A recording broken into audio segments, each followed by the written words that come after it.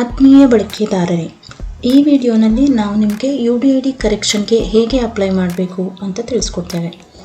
ಮೊದಲಿಗೆ ನಮ್ಮ ಪೋರ್ಟಲ್ಗೆ ಲಾಗಿನ್ ಆಗಿ ಪ್ರಿಂಟ್ ಸರ್ವಿಸಸ್ನನ್ನು ಕ್ಲಿಕ್ ಮಾಡಿ UDID ಸರ್ವಿಸಸ್ ಇನ್ಸ್ಟೆಂಟ್ ಅನ್ನೋ ಆಪ್ಷನನ್ನು ಕ್ಲಿಕ್ ಮಾಡಿ UDID ಕರೆಕ್ಷನ್ಸ್ ಅಂತ ಕ್ಲಿಕ್ ಮಾಡಬೇಕು.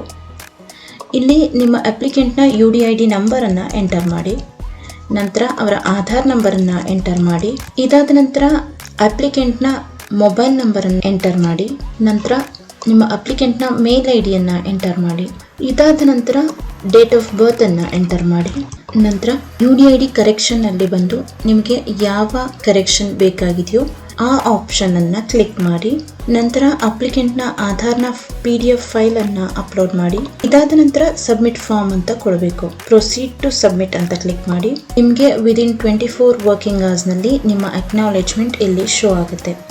ಈ ವಿಡಿಯೋನ ವೀಕ್ಷಿಸಿದ್ದಕ್ಕಾಗಿ ಧನ್ಯವಾದಗಳು.